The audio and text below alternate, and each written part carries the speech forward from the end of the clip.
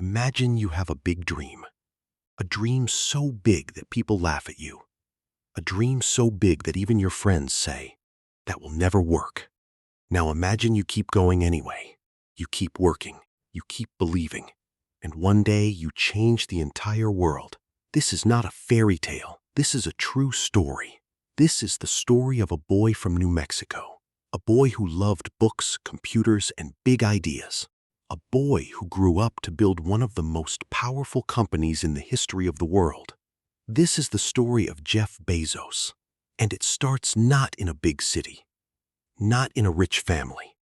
It starts in a small hospital, in a small town, with a young mother and a baby boy who had no idea what the future held. Jeff Bezos was born on January 12, 1964, in Albuquerque, New Mexico. His mother, Jacqueline, was only 17 years old when he was born. She was still a teenager. She was young. She was scared. But she loved her son deeply. Jeff's father left the family when Jeff was very young. Life was not easy for Jacqueline. She was raising a child almost alone. She worked hard every day. She did everything she could for her little boy. When Jeff was 4 years old, his mother married a man named Miguel Bezos. Miguel was a man from Cuba. He had come to America with almost nothing. He had left his home country to find a better life. He spoke little English when he first arrived. He worked, studied, and built a good life step by step. Miguel became Jeff's real father. He adopted Jeff and gave him the Bezos name. Jeff loved his stepfather deeply. Miguel was a quiet, hard-working, and kind man. He showed Jeff, just by living his life, that hard work can change everything. The family moved to Houston, Texas, and young Jeff began to grow up in a warm home full of love. From a very early age, Jeff was different. He was curious about everything. He asked questions all the time. He wanted to know how things worked. He took things apart just to see what was inside.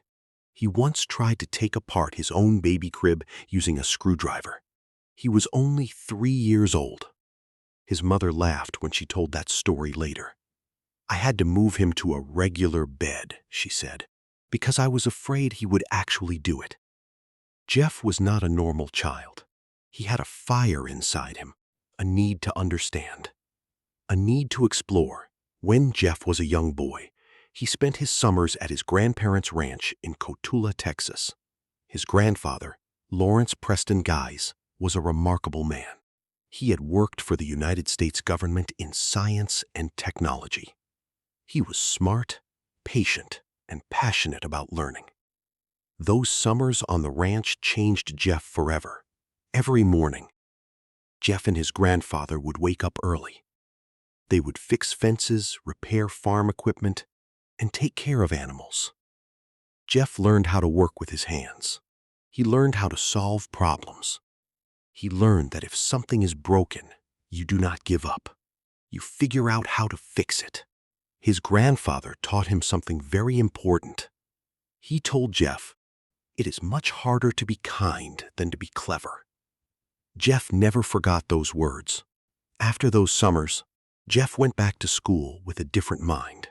He was not just smart, he was thoughtful, he was patient, and he was incredibly motivated.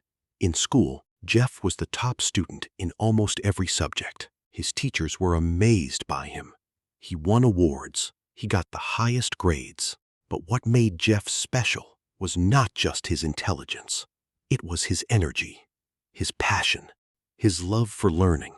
Jeff went to Miami Palmetto Senior High School in Florida. The family had moved again, following his father's job with Exxon. Jeff was a popular student. He had friends. He laughed a lot, but he was always thinking, always planning. He had a small dream at the time. He wanted to become an astronaut. He loved space. He loved the stars. He would look up at the sky at night and feel something deep inside his heart. A feeling that said, "There is so much more out there. There is so much to discover." When Jeff graduated from high school, he was the class valedictorian.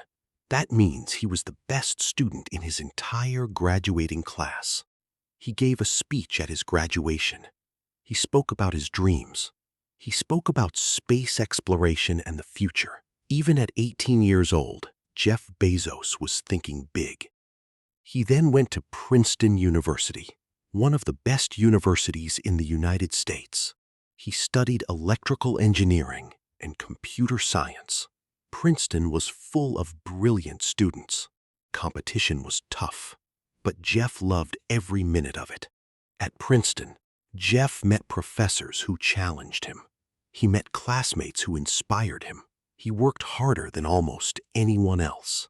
He graduated with the highest honors. Now Jeff had a degree from one of the best schools in the world. He had skills. He had intelligence. He had energy. The world was waiting for him. After graduation, Jeff got job offers from many top companies.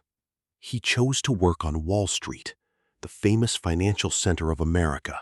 He worked for several companies, learning how money, technology, and business worked together. He was good at his job, very good. He rose quickly. He was smart, fast, and creative. By the time he was 30 years old, he was a senior vice president at a hedge fund called D.E. Shaw. He was earning a lot of money. He had a beautiful apartment in New York City. He had a great career. From the outside, his life looked perfect. But inside, Jeff was restless. Every night, he came home and sat quietly with his thoughts. Something was missing. Something was calling him. He did not know exactly what it was, but he felt it. Then one day in 1994, everything changed. Jeff was doing research at work when he came across a piece of data that stopped him cold. He read it twice, then 3 times. He could not believe what he was seeing. Internet usage was growing at 20,300% per year. 2,300%. That number was unbelievable. The internet was still very new. Most people did not even know what it was. But Jeff saw something in that number that others did not see. He saw the future. He sat back in his chair and thought, if the internet is growing this fast, then the world is about to change. Everything is about to change. And right now, I have a chance to be part of that change. He began to think about what kind of business could work on the internet. He made a list of 20 different product categories: books, music, electronics, clothes. He studied each one carefully, and he kept coming back to books. Books made sense. There were millions of books in the world.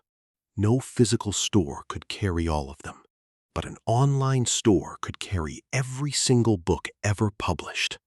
That was something no bookstore in the world could offer.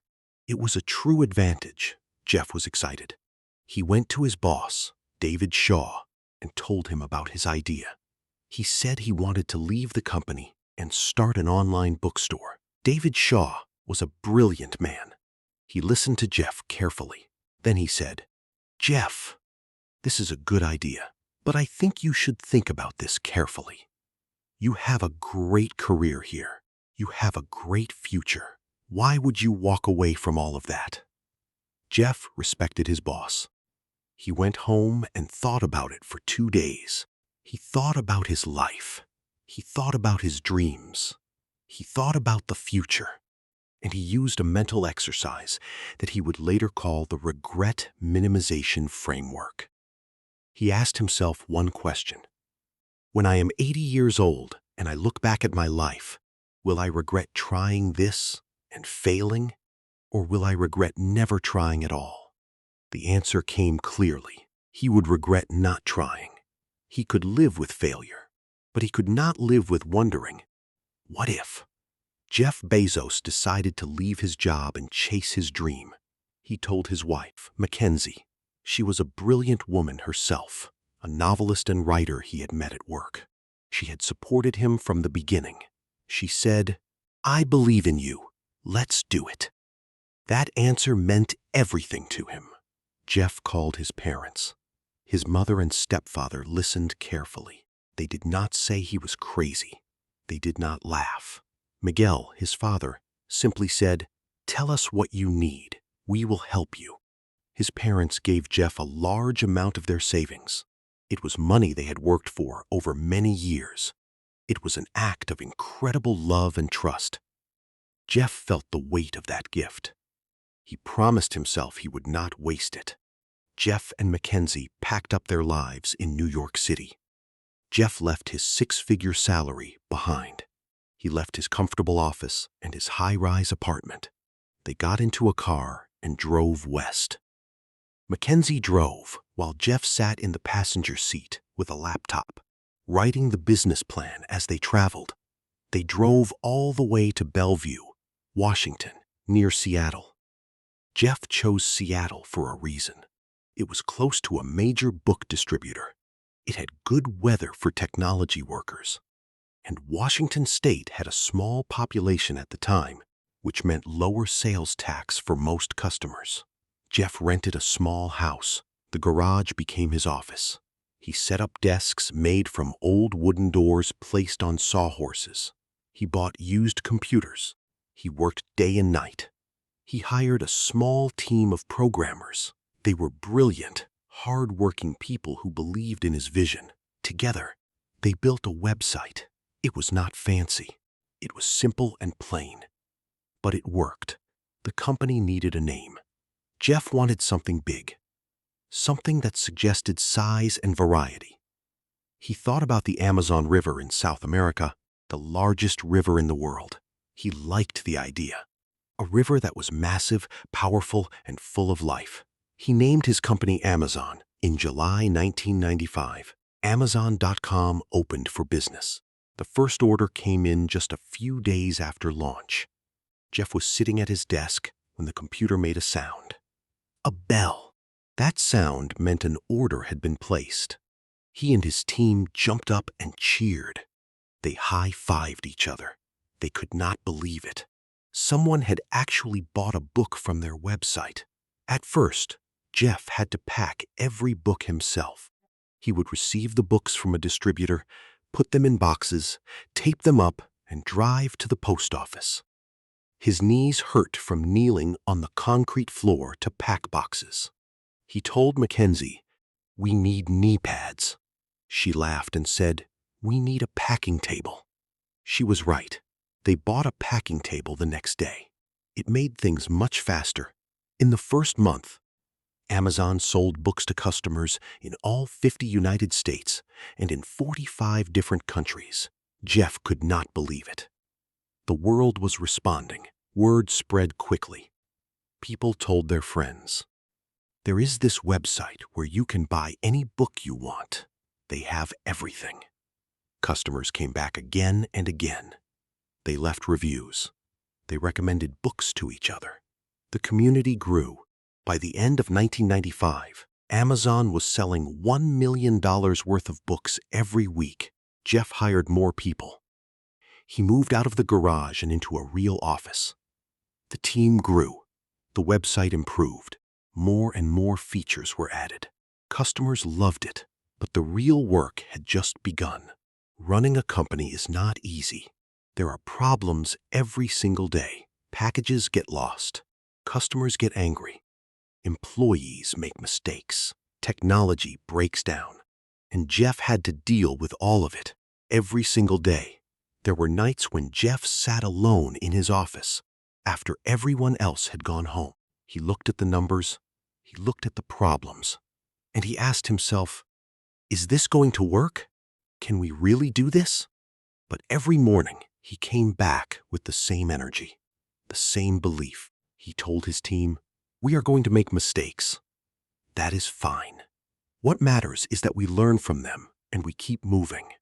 In 1997, Amazon went public.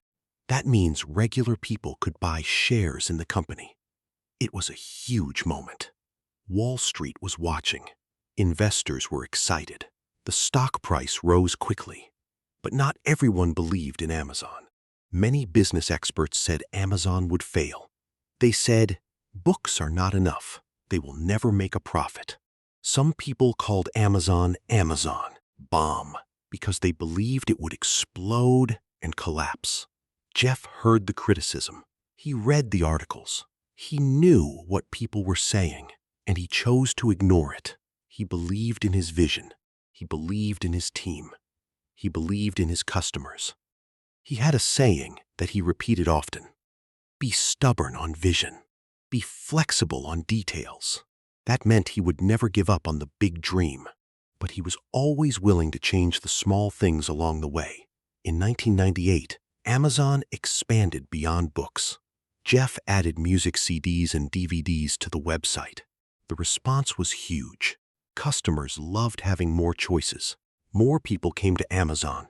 Then came electronics, then clothes, then toys, then everything. Amazon was becoming not just a bookstore. It was becoming a store for everything.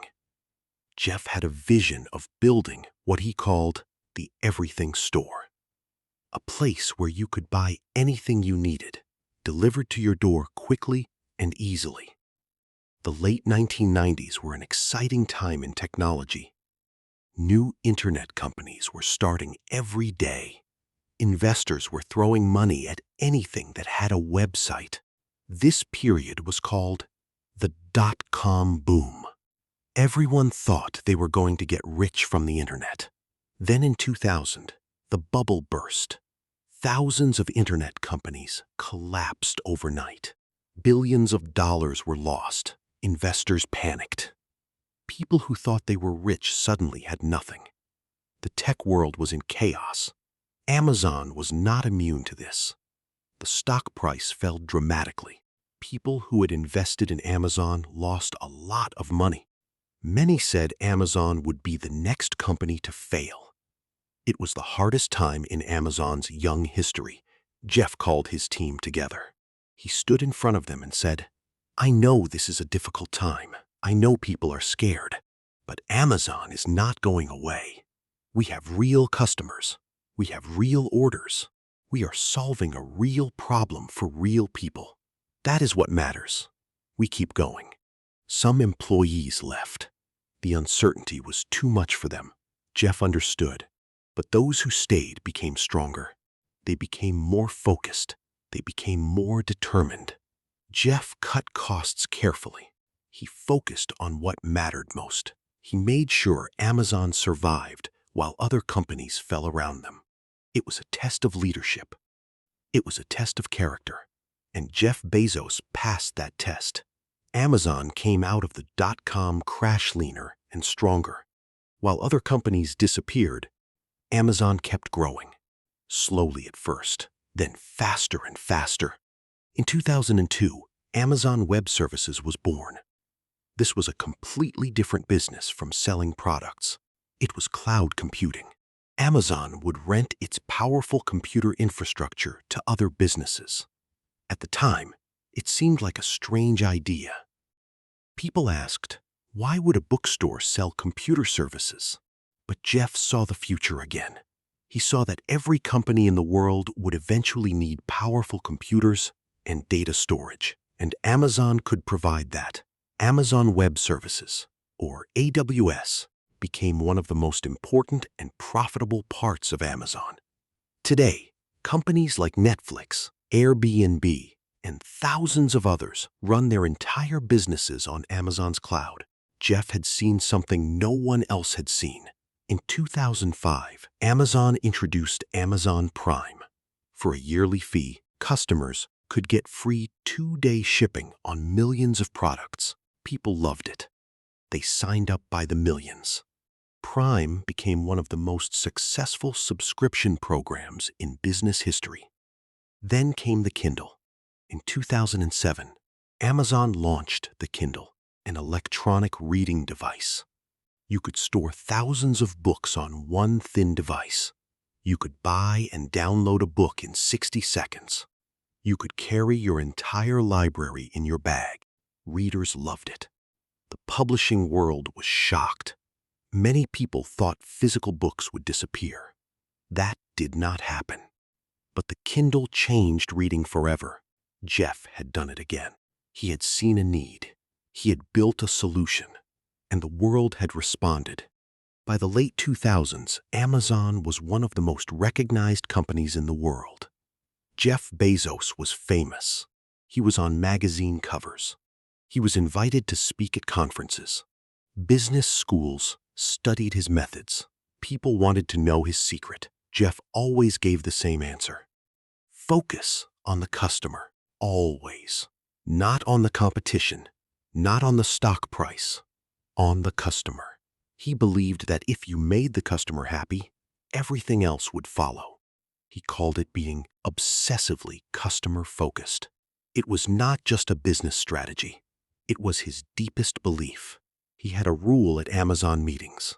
Every meeting had an empty chair. The empty chair represented the customer. It reminded everyone in the room that the customer was always present, always listening, always the most important person in the conversation.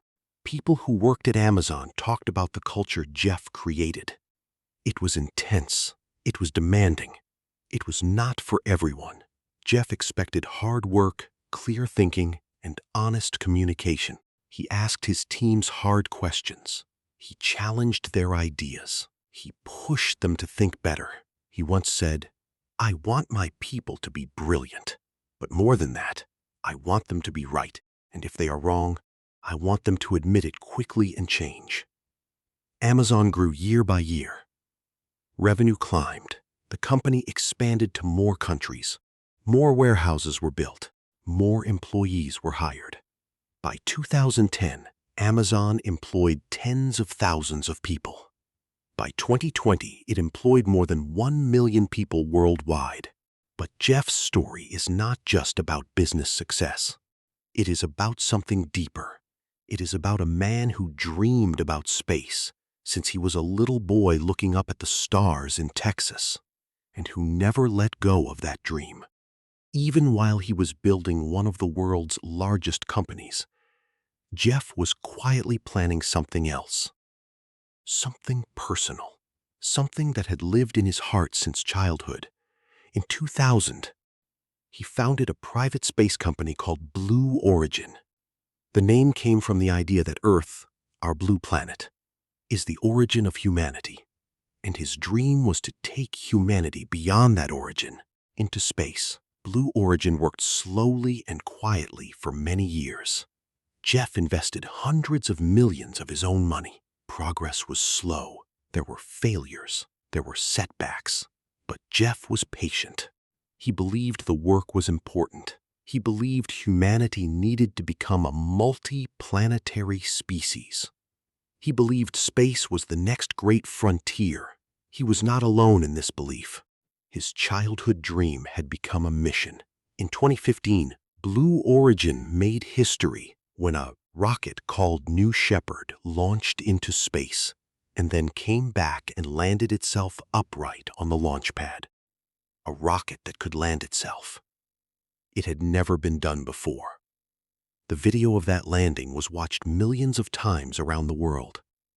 Jeff stood with his team and watched the landing. He was emotional. He had worked toward this for 15 years. His eyes were wet. His voice was quiet. He said, "We've been working on this for a long time, and I'm incredibly proud of the team."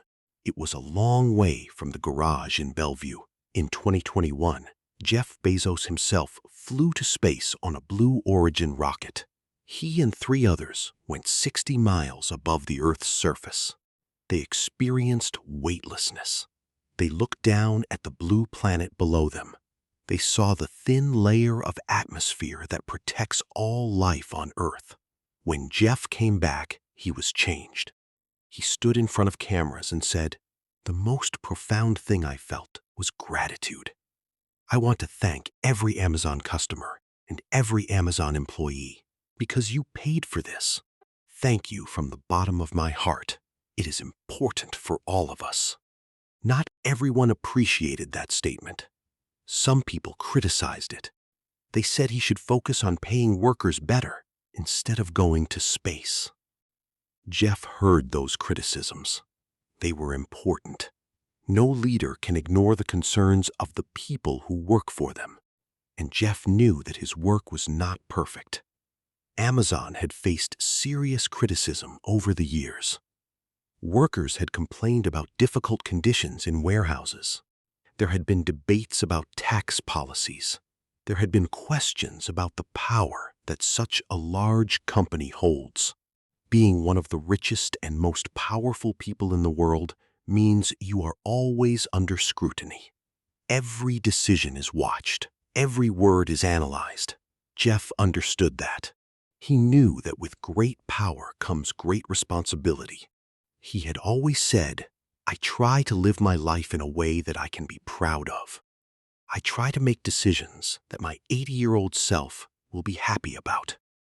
Let us go back, though.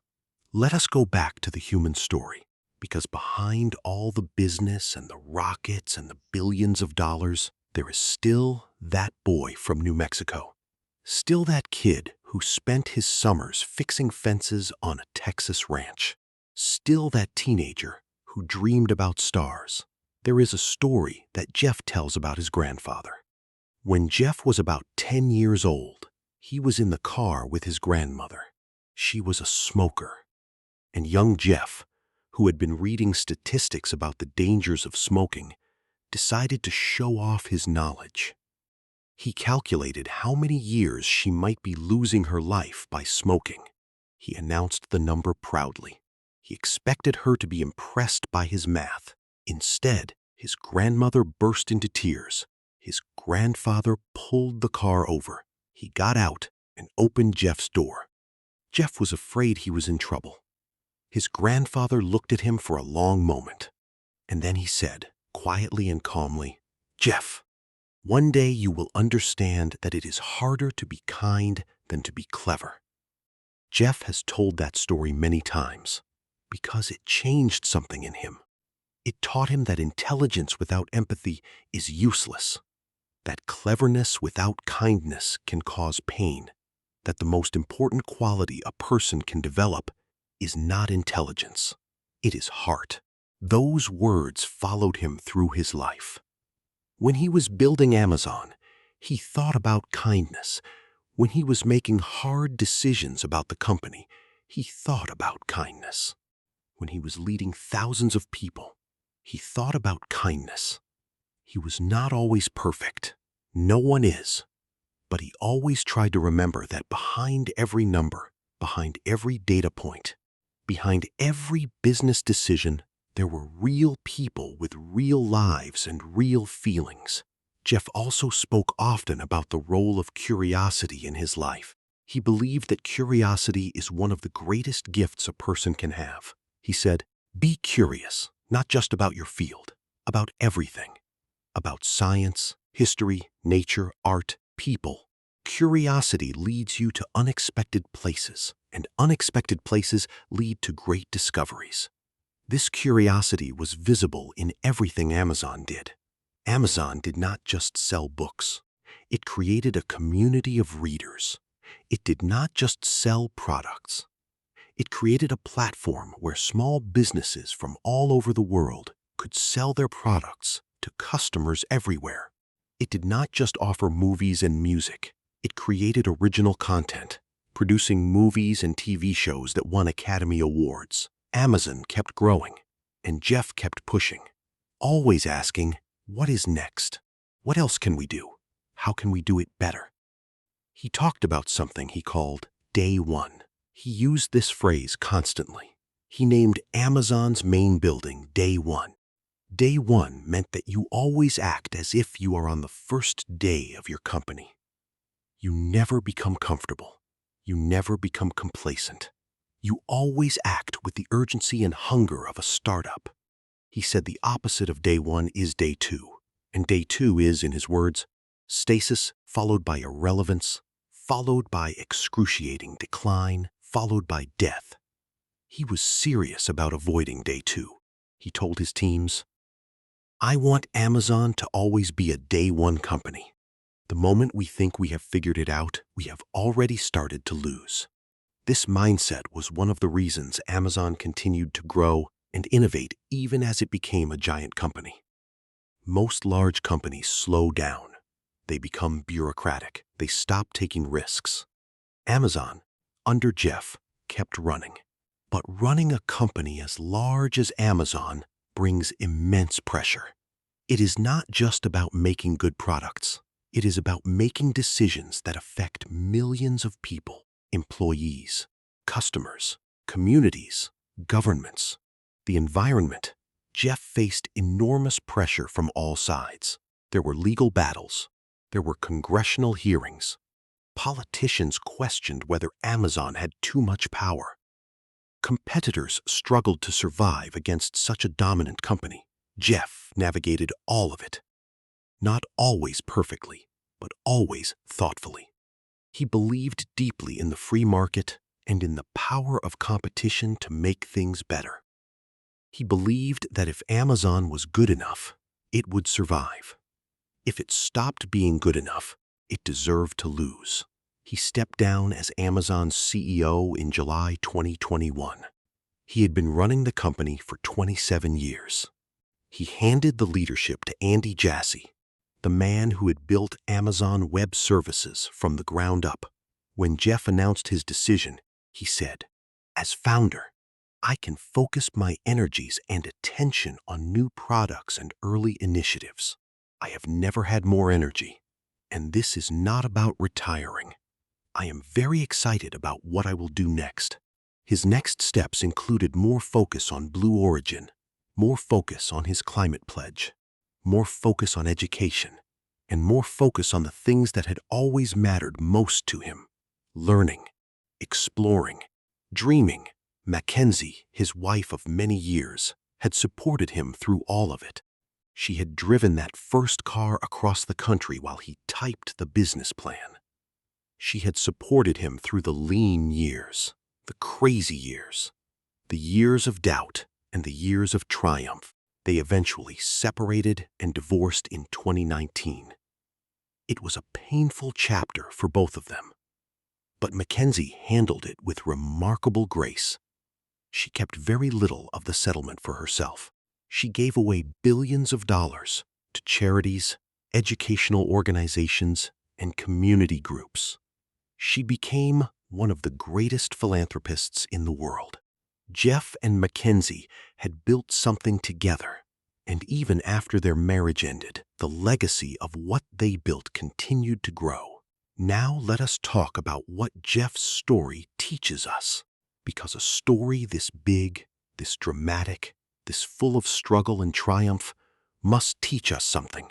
It must leave us with something more than just facts and numbers. Jeff Bezos started with a dream and a garage. He left a safe, comfortable, well-paying job to chase something he believed in. Most people would have stayed. Most people would have said, "I have too much to lose," Jeff said. "I have too much to gain." But it was not easy. The early years were physically exhausting. He packed boxes until his knees hurt. He drove to the post office himself. He answered customer emails at midnight. He solved problems every single day with very little help. He faced a market crash that destroyed thousands of companies. He faced critics who said he would fail. He faced years when Amazon lost money instead of making it. He faced the weight of leading a company that kept getting bigger and more complicated. And through all of it, he held on to two things: his vision and his belief. Vision means knowing where you want to go, even when you cannot see the path clearly. Jeff always knew where he was going. He wanted to build something that made customers' lives better. He wanted to use technology to make the world more connected, more efficient, and more full of possibility. Belief means trusting yourself when no one else does. Jeff believed in himself when Wall Street doubted him. He believed in his team when the market was falling. He believed in the future of the internet when most people had never even used it. Those two things, vision and belief, are available to everyone. They do not cost money. They do not require a degree from Princeton. They require only courage. The courage to say, "I believe in my dream, and I will work for it every single day until it becomes real." Jeff also taught the world something important about failure. He said, "If you are not failing, you are not innovating. If every experiment works, you are not trying enough new things. Amazon launched products that failed completely. The Fire Phone was a famous example. Amazon made a smartphone in 2014. It was not good. Customers did not like it. It was discontinued after just a few months. It cost Amazon hundreds of millions of dollars. Jeff did not hide from that failure. He talked about it openly. He said, "We try things. Some work. Many do not. But every failure teaches us something. And sometimes what we learn from failure is more valuable than what we learn from success." That attitude toward failure is something rare and powerful. Most people are afraid to fail. They see failure as something shameful, something to hide, something that proves they are not good enough. Jeff saw failure as a teacher, as a necessary part of the journey. He had a beautiful way of describing the risk he had taken when he left Wall Street. He said, "I knew that if I failed, I would not regret it. But I knew that if I did not try, I would regret it for the rest of my life." Regret is the worst feeling. It is the feeling of a path not taken, a door never opened, a life only half lived. He chose the open door. He chose the full life, and he paid for that choice with years of hard work, risk, and uncertainty. But it was worth it, not just for him, for all of us. Because of Amazon, a small business owner in a small town can sell her handmade crafts to customers in Japan. Because of Amazon, a student in a remote village can buy a textbook that his local store does not carry. Because of Amazon, a busy mother can order groceries, medicine, and birthday presents without leaving her house. Because of Amazon Web Services, a startup founder with a great idea but no money can build a global business from her kitchen table. Jeff Bezos created something that connected the world, that made commerce faster, easier, and more accessible.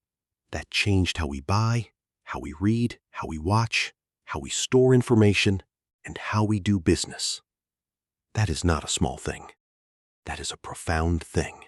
And it all started because a young man looked at a number, 2,300% growth, and asked himself, "What does this mean? What is possible? What can I build?" Now let us talk about the lessons from Jeff's childhood, because they are just as important as his business lessons. His grandfather taught him to work with his hands, not because it was the most sophisticated thing to do, but because physical work builds character. It teaches you that problems can be solved if you are patient and persistent. It teaches you that things do not fix themselves. You have to show up and do the work. His mother taught him resilience. She had him at 17 years old. She had very little, but she never gave up. She worked. She remarried wisely. She built a stable home, and she raised a son who believed that obstacles were not walls. They were doors. His stepfather, Miguel, taught him about reinvention. Miguel came to America with almost nothing. He learned a new language. He built a new career. He became a wonderful father to a child who was not his by birth. He showed Jeff that where you start does not determine where you end. What determines where you end is what you do every single day. These three people shaped Jeff Bezos more than any teacher, professor, or business mentor. They showed him, by their example, what a good life looks like. And when Jeff faced his own hard moments, he carried those examples with him.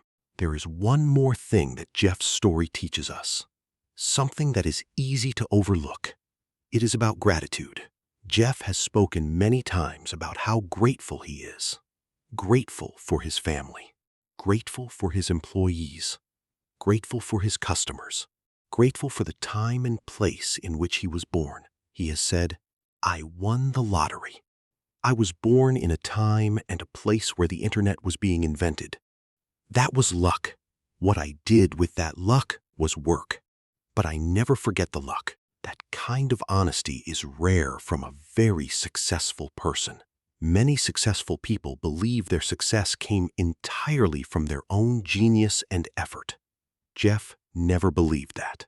He understood that timing matters, that circumstances matter, that being in the right place at the right time matters.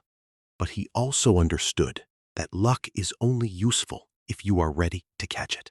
Many people had access to the same information Jeff had in 1994. Many people saw the same growth statistics. But Jeff was the one who acted. Jeff was the one who took the risk. Luck opens the door, but you have to be brave enough to walk through it. Today, Amazon is one of the most valuable companies in the history of business. Jeff Bezos became one of the richest people who has ever lived. His net worth at various points exceeded $200 billion. But here is the truth about money. Jeff has said many times that money itself was never the goal. The goal was always to build something useful, something important, something that would last. He once said, "I hope that when I am gone, people will say that I created something that made people's lives better. Not that I was the richest person who ever lived. That would be a very empty legacy." That is the voice of a man who understands what truly matters, who looks beyond the numbers and the headlines to the heart of things, the things that last, the things that are real. As we come near the end of Jeff's story, let us pause for a moment. Let us think about what you just heard. A boy born to a teenage mother in a small town in New Mexico. A boy who took apart his crib with a screwdriver at age 3. A boy who spent his summers on a ranch in Texas, fixing things with his hands and listening to his grandfather's quiet wisdom. A boy who looked up at the stars and felt something calling him from beyond the sky. That boy grew up. He worked hard. He dreamed big. He took risks. He failed. He got up. He kept going. He built something the world had never seen before. He changed how commerce works. He changed how people read. He changed how companies store and use information. And then, at the age of 57, he flew into space and looked down at the blue planet he had spent his life trying to serve. That is an extraordinary story. Not because of the money, not because of the fame, but because of the journey, because of the courage it took, because of the love that surrounded it, because of the vision that drove it, and because of the reminder it gives to all of us. That reminder is simple. You do not need to be the smartest person in the room. You do not need to come from a rich family. You do not need to have a perfect path. You need to have a dream, a willingness to work, the courage to begin, and the persistence to keep going even when it is hard. Jeff Bezos did not become great because he was lucky. He became great because he was curious, brave, hardworking, and kind enough to always keep the human being at the center of everything he built. And now, one last story, one last image to leave with you. In 2019, Jeff Bezos was asked what advice he would give to young people who want to build something great. He paused. He thought for a moment. And then he said this: "Follow your curiosity. The things that excite you are not random. They are arrows pointing to where you should go. Your curiosity is not a distraction. It is a compass. Trust it. Follow it. Even when other people do not understand why. Even when it seems risky. Even when the path is not clear. Your curiosity knows something that your fear does not. It knows the way." He smiled and added, "And be kind." In the end, that is the hardest thing and the most important thing. Be genuinely, fiercely, consistently kind. Not just when it is easy, when it is hard too, especially then. Those words came from a man who had traveled a long, long road. From a garage in Bellevue to the edge of space. From packing boxes alone at midnight to leading 1 million people. From a boy who took apart his crib to a man who took apart the rules of commerce and rebuilt them from scratch. Jeff Bezos is not just a businessman. He is not just a billionaire. He is a reminder of what is possible when a human being refuses to stop dreaming, refuses to stop working, and refuses to stop believing that tomorrow can be better than today. His story is not finished. He is still dreaming, still building, still looking up at the stars. And somewhere out there, right now, another curious child is sitting in a garage or a bedroom or a school library, looking at the world and thinking, I wonder what I could build. Maybe that child is you. Maybe your story is just beginning. And maybe, just maybe, it will be even bigger than this one. Moral of the story: no dream is too big if you are willing to be curious enough to imagine it, brave enough to begin it, patient enough to build it, and kind enough to share it with the world.